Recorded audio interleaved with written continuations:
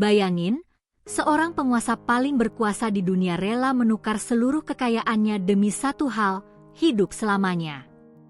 Qin Shi Huang, kaisar pertama Cina, ternyata mati bukan karena usia, tapi karena obat yang ia percaya bisa membuatnya abadi. Gila sih, ternyata ramuan yang ia konsumsi setiap hari justru berisi racun cair yang mematikan.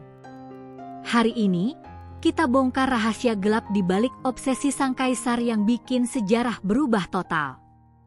Kita balik ke tahun 221 SM, era di mana Cina masih terpecah belah oleh perang brutal antar kerajaan. Qin Shi Huang muncul sebagai pemenang yang menyatukan semuanya di bawah satu panji. Tapi, setelah dia punya segalanya, kekuasaan, wanita, dan emas, ketakutan terbesarnya muncul, kematian.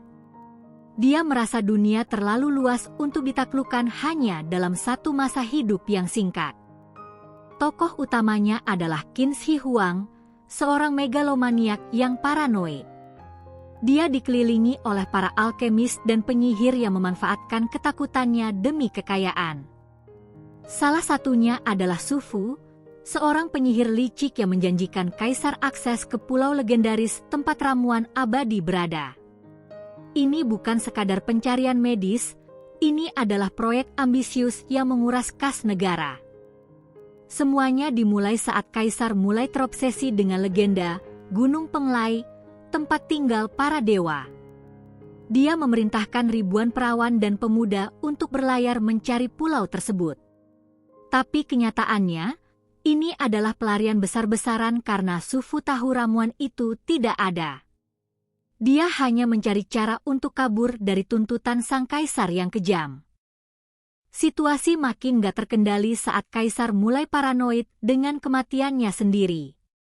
Dia membangun jaringan terowongan rahasia di istananya agar tidak ada yang tahu di mana dia tidur setiap malam.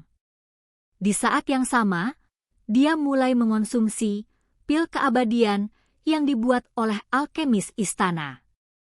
Dia merasa tubuhnya makin kuat, padahal itu adalah efek halusinasi dari zat kimia berbahaya. Intrik terjadi di balik layar. Para penasihat kaisar menyembunyikan fakta bahwa rakyat kelaparan dan pasukan mulai lelah. Ada konspirasi di mana para alkemis sengaja meracuni kaisar dengan merkuri agar dia tetap dalam kondisi euforia dan mudah dikendalikan. Kaisar dianggap Tuhan yang hidup, jadi nggak ada yang berani mempertanyakan isi pil tersebut. Puncaknya terjadi saat kaisar melakukan perjalanan inspeksi terakhirnya. Tubuhnya yang sudah rusak parah karena merkuri mulai menunjukkan gejala pembusukan saat dia masih hidup.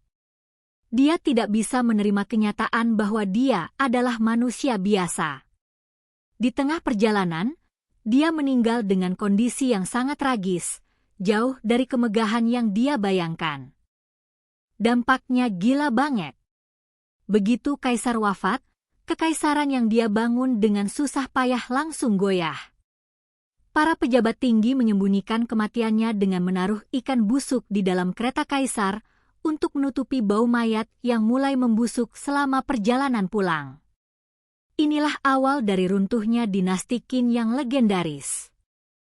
Twistnya, baru berabad-abad kemudian, arkeolog menemukan kadar merkuri yang sangat tinggi di sekitar makam kaisar. Tanah di sana tercemar parah, membuktikan bahwa legenda tentang kaisar yang meminum cairan abadi itu bukan sekadar mitos. Dia secara harfiah meracuni dirinya sendiri hingga mati demi kehidupan yang tak pernah datang. Sisi gelap yang jarang dibahas di buku sekolah adalah nasib ribuan orang yang dikorbankan. Ribuan buruh tewas membangun makamnya, dan banyak yang dieksekusi hanya karena mereka tahu lokasi makam rahasia tersebut. Kaisar ini benar-benar mengorbankan segalanya demi keabadian yang sia-sia.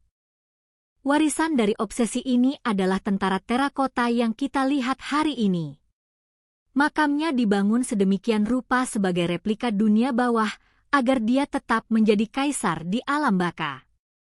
Dia mungkin gagal jadi abadi secara fisik, Tapi dia berhasil jadi abadi dalam sejarah lewat kemegahan makamnya yang mengerikan. Jadi gimana menurut kalian? Apakah kekuasaan memang bikin orang jadi buta akan realita?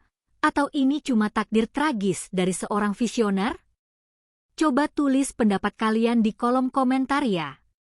Jangan lupa like dan subscribe buat konten sejarah gelap lainnya. Sampai jumpa di video berikutnya.